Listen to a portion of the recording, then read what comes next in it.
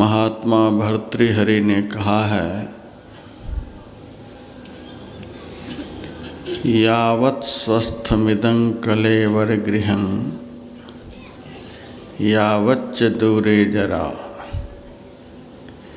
यावच्चेन्द्रिय शक्तिरप्रतिहता यावत् क्षयो नायुषः आत्मा श्रेयसि तावदेव विदुषा कार्यः प्रयत्नो महान् प्रोद्दीप्ते भवनेत कूपखननं प्रत्युद्यमः कीदृशः। जब तक यह शरीर स्वस्थ है, चलने फिरने के लायक है, कुछ करने के लायक है, तब तक में अपना परम कल्याण कर लो।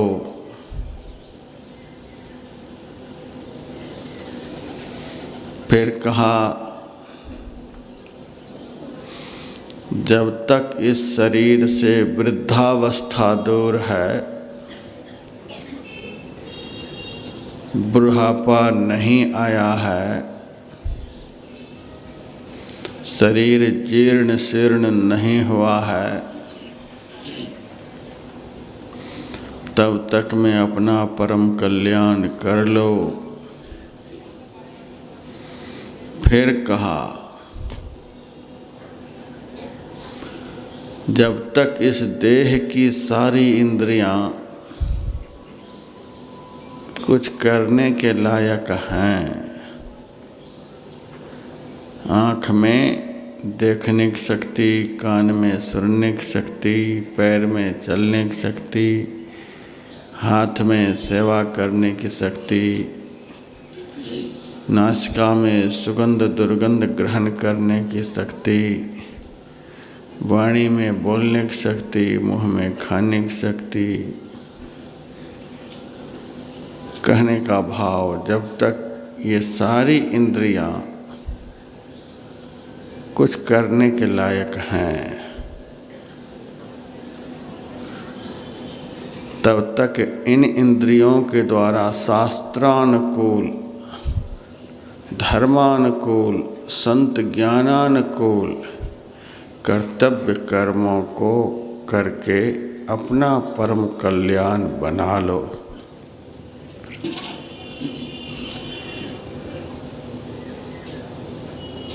अब आखिर में वे कहते हैं, जब तक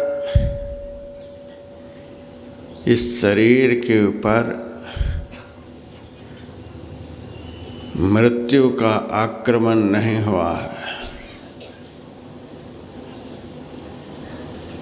जब तक काल प्रकोपित होकर इस कलेवर को नष्ट नहीं कर दिया है, जब तक इस देह में आयुष्य अवशेष है, तब तक मैं अपना परम कल्याण कर लो। नहीं तो घर में आग लग जाने पर कुआं खोदकर जल निकालना, फिर उस जल से घर की आग को बुझाना, यह सब निरर्थक सिद्ध होता है। ऐसे ही मृत्यु काल में परमात्म चिंतन के द्वारा अपना परम कल्याण बनाना कठिन है,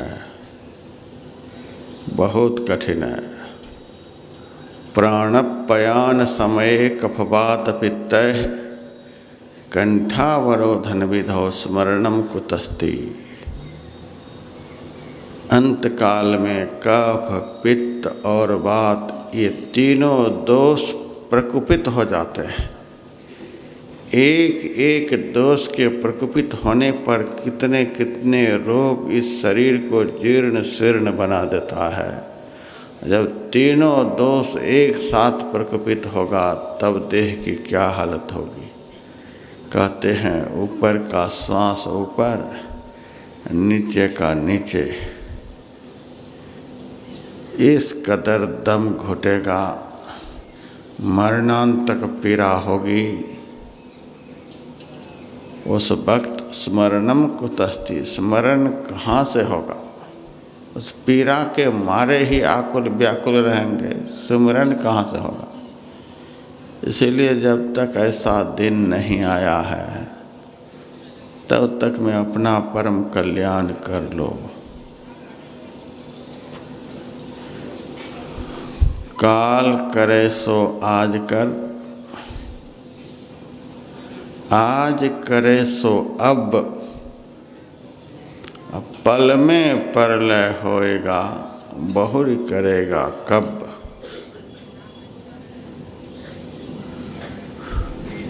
जो काम अभी करने का है उसको कल पर नहीं टालो। कल आएगा कि नहीं आएगा कोई ठिकाना नहीं। धर्मराज युधिष्ठिर के पास एक ब्राह्मण गए, कुछ मांगने के ख्याल से गए।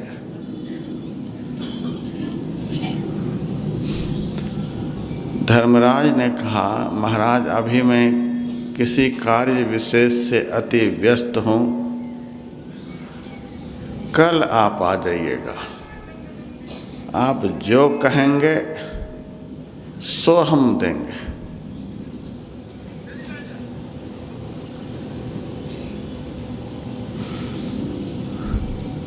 ब्राह्मण देवता उदास मुँह वहाँ से वापस हुए। दरवाजे पर भीम मिले। उन्होंने देखा ब्राह्मण का मुंह बड़ा उदास है, लगता है कुछ मिला नहीं। पूछा ब्राह्मण देवता आप बड़े उदास लगते हो, कुछ मिला नहीं क्या। उन्होंने कहा कुछ नहीं मिला। महाराज ने कहा अभी मैं व्यस्त हूँ, कल आ जाना। भीम ने कहा थोड़ा ठहरो। और वे विजय का नगाड़ा जोर जोर से बजाने लगे। यह आवाज़ गई धर्मराज के कान में, बाहर निकल कर आए। अरे भीम पागल हो गए हो, ये विजय का नगाड़ा बजा रहे हो। अभी किस राजा के ऊपर तूने विजय प्राप्त की है, किसको जीत कर आए हो जो यह नगाड़ा बजा रहे हो। भीम ने कहा सबसे बड़ी विजय आज हुई है, इससे बड़ी विजय तो आज तक नहीं हुई थी। आज किसके ऊपर तूने विजय प्राप्त, हमने प्राप्त नहीं किया, आपने की है, इसीलिए विजय का नगाड़ा बजा रहा हूँ। धर्मराज ने कहा अभी तो हम घर से भी नहीं निकले और तुम कह रहे हो आपकी विजय है, तो हमने किसके ऊपर विजय प्राप्त की है अभी। भीम ने कहा सबसे बड़ा बलवान काल है, काल बड़ा बलवान साधो, काल बड़ा बलवान रे, किसी को नहीं छोड़ता है। सुर नर मुनि जोगी जति सबे काल बस हो, सब काल के वशीभूत हैं। जिस काल के वश में सब हैं उस काल के ऊपर आपने विजय प्राप्त कर ली। अरे उसके ऊपर हमने कब विजय प्राप्त कहा, अभी अभी तो आपने ब्राह्मण देवता से कहा कि कल आकर के भिक्षा ले जाना, एक क्षण का तो महाराज ठिकाना नहीं। और आपने कल के लिए कहा, काल के ऊपर विजय प्राप्त है तभी तो आपने कहा। तब धर्मराज को बात समझ में आई तो ठीक कहता है, बुलाओ ब्राह्मण देवता को। ब्राह्मण देवता को बुलाया गया, जो कुछ भी मांगा धर्मराज ने देकर वापस किया। कहने का भाव,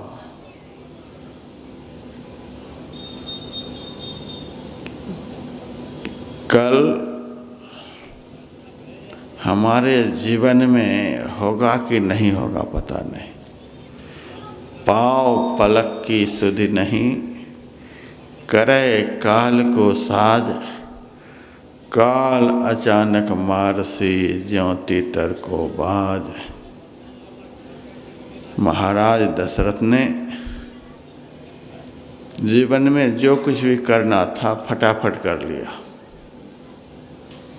चक्रवर्ती सम्राट बन गए, 10 दिशाओं के राजाओं को जीत लिया। देवराज इंद्र की सहायता करने के लिए सशरीर स्वर्ग जाते थे। उनके दुश्मनों से लड़कर उनके दांत को खट्टे करके वापस होते थे। आधा सिंहासन देवराज इंद्र का महाराज दशरथ के लिए सुरक्षित रहता था। सब काम उन्होंने जल्दी जल्दी में कर लिया और चक्रवर्ती सम्राट भी कहला गए।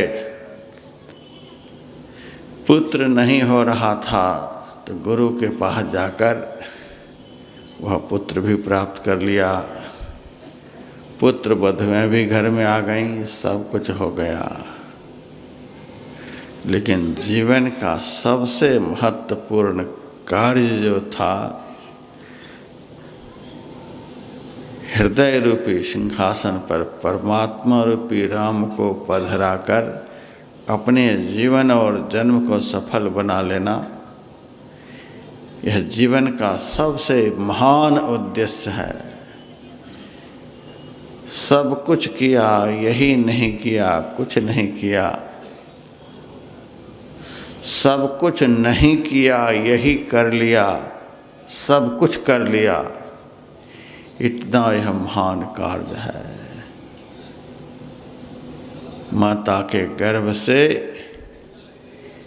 यही करने के लिए शर्त करके परमात्मा से बाहर निकले हैं कि आप हमें बाहर निकाल दोगे तो हम आपका इतना भजन करेंगे, इतना भजन करेंगे कि दोबारा इस कष्ट में आना नहीं पड़े।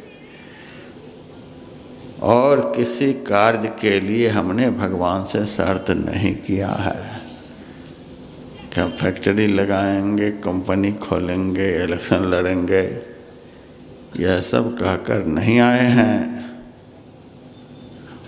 भगवत भजन के द्वारा जन्म मरण के चक्र को सदा सदा के लिए समाप्त कर देना है, यही शर्त किए हैं। और इसी काम में लोग देर लगाते हैं। महाराज दशरथ ने सब काम जल्दी जल्दी में पूरा कर लिया, लेकिन जीवन का सबसे महत्वपूर्ण काम जो था राम को सिंहासन पर बिठाना, इसको कल पर टाल दिया। तपस्या के बल से निर्गुण निराकार ब्रह्म को उन्होंने साकार बना लिया। ऐसे तपस्वी, ऐसे महापुरुष के जीवन में भी कल नहीं आया।